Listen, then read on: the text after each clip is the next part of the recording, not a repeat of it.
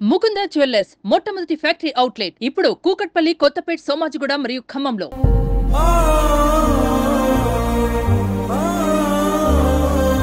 చిత్తూరు వద్ద జరిగినటువంటి ఘోర రోడ్డు ప్రమాదంలో ఒక మహిళ మృతి చెందింది. ఆ మహిళకి సంబంధించినటువంటి పోస్ట్ మార్టం జరుగుతోంది. వాళ్ళకి సంబంధించినటువంటి కుటుంబ సభ్యులు ఉన్నారు. నిజంగా పూర్తిగా కన్నీరు మిన్నూరుగా విలపిస్తున్నారు. ఇప్పటికే ప్రభుత్వం తరపు నుంచి వాళ్ళకి ఎక్స్‌గ్రేషియా కూడా అందినట్టయితే తెలుస్తుంది. అయితే తమ అమ్మ ఇక లేదనేటువంటి విషయాన్ని తెలుసుకొని వాళ్ళు గుండెలు పగిలేలా ఏడుస్తున్నారు. ప్రస్తుతం వాళ్ళు మనతో ఉన్నారు. ఏం పేరు సార్? కుల్సుంబి ఏమవుతారు మీకు? మా అమ్మ ఎక్కడి నుంచి ఎక్కడికి వెళ్తున్నారు?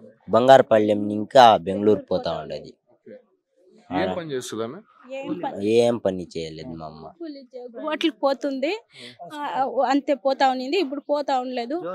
అదే ఎవరో ఫ్రెండ్ వచ్చింది, ఆ అమ్మకి బెంగళూరులో పోయి పని చేర్పించేదానికి పోయింది. అంతే, మధ్యలో ఇట్లా అయిపోయింది. అంటే మీకు ఎప్పుడు ఫోన్ వచ్చింది? ఏం జరిగిందని రాలేదు. మేము మా అమ్మకి ఫోన్ చేసినాము, మా అమ్మ ఫోన్ ఎత్తలేదు. అందుకని మేమే ఎతికిలాడుకొని అమ్మ ఫోన్ ఎత్తలేదు, ఇట్లా యాక్సిడెంట్ అయింది అని చెప్పిండారు కదా, పదండి ఎతుకుదామని ఈ చిన్నోడు వీళ్ళ ఫ్రెండ్ పొలం నరుకుపోయినారు. మేమంతా మా అక్క మా బావ అంతా ఈడు చిత్తూరు ఆసుపత్రికి వచ్చిండారు. వాళ్ళు వచ్చేదాకానే వీళ్ళు చెప్పారు, ఇట్లా అమ్మ అయిపోయింది, ఇట్లా చచ్చిపోయింది అని చెప్పింది.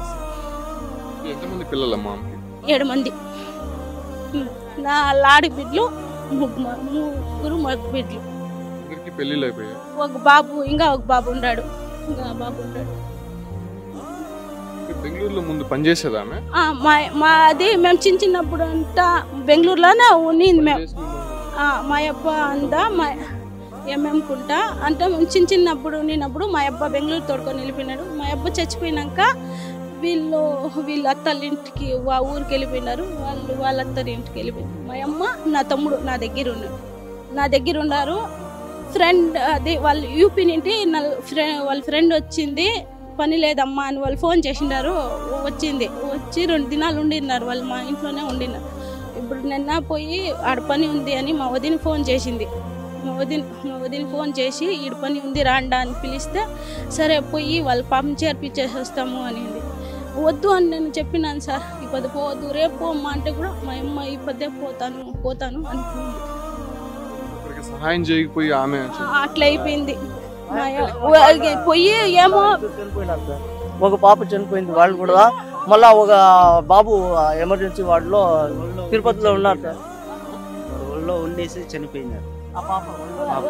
మా అమ్మ వల్ల ఉండిందంట పాప. ఆ పాప చచ్చిపోయింది. వాళ్ళ అమ్మ బాబు ఒక పాప చిన్నోడు 2 సంవత్సరాలు. వాళ్ళు తిరుపతిలో పాప బాడీ ఈడే ఉంది, రేపు వచ్చి వస్తామని అన్నారు. వాళ్ళు మేమే వస్తాము అని చెప్పినాము. రేపు వచ్చి తీసుకుపోతామని సార్ వాళ్ళు చెప్పినాము. మీ అమ్మ ఎలా చూసుకునేదమ్మా? అందరినీ కూడా 7 మంది ఉన్నారు కదా, ఆమె పెద్ద దిక్కుగా ఉండేది. ఎలా చూసుకునేది? మాకేం ఇబ్బంది పట్టింది లేదు. మా అమ్మ మాకేం ఇది చేసింది లేదు. మా అమ్మ బాగా చూసుకుందా.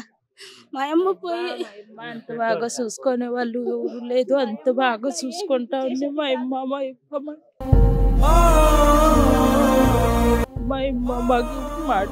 మాటలు చెప్పేవాళ్ళు కాదు. మంచి మా అమ్మ వాడిని పోస్ట్మార్టం చేసి ఇస్తాము అని అదే సార్ పోలీస్ సార్ వచ్చిన్నారు, డబ్బులు ఇస్తా ఉన్నారమ్మా. మీ అమ్మ చచ్చిపోయిన దానికి డబ్బులు కలెక్టర్ గారు డబ్బులు ఇస్తా ఉన్నారు. ఏమో ఎత్తుకోపోయిందా, మేము కూడా ఏం చేయాలా, ఇది చేసుకున్నామా సారీ ఏం చేసేది. ఇప్పటికే సీఎం కూడా ప్రకటించారు 5 లక్షలు ఒక్కొక్కరికి ఇస్తామని కూడా ప్రకటించారు. అది మీకు ఇస్తారు, మీకు చేరుతుంది, భయపడద్దండి. చూస్తున్నాం కదా, వీళ్ళు తల్లిని కోల్పోయారు. 7 మంది పిల్లలు చిత్తూరు ప్రభుత్వ ఆసుపత్రి. వాళ్ళ ఆర్తనాదాలు నిజంగా చూడలేకుండా ఉన్నాము. వీళ్ళందరూ కూడా ఆమె కూతుర్లు కొడుకులు. అంటే ఇంకొకరు యూపీ నుంచి వచ్చారు. యూపీ నుంచి వచ్చినటువంటి వారికి పని కల్పించడానికి, ఆమె సహాయం చేయడానికి వెళ్తుండగా ఈ ప్రమాదం జరిగింది. ప్రమాదంలో ఆమె స్పాట్లో చనిపోయింది. కాకపోతే ఇన్ఫర్మేషన్ లేదు. మేము యాక్సిడెంట్ జరిగిందని చెప్పి నేరుగా అక్కడికి వెళ్ళి చూస్తే మా అమ్మ చనిపోయి ఉందని చెప్పి కూడా వాళ్ళు చెప్తున్నారు. నిజంగా వాళ్ళు చిత్తూరు ప్రభుత్వ ఆసుపత్రి వద్ద ఘోరంగా ఇక్కడ ఉన్నటువంటి అక్కడ చనిపోయినటువంటి వారిని చూసి నిజంగా ఆర్తనాదాలు వినిపిస్తున్నారు.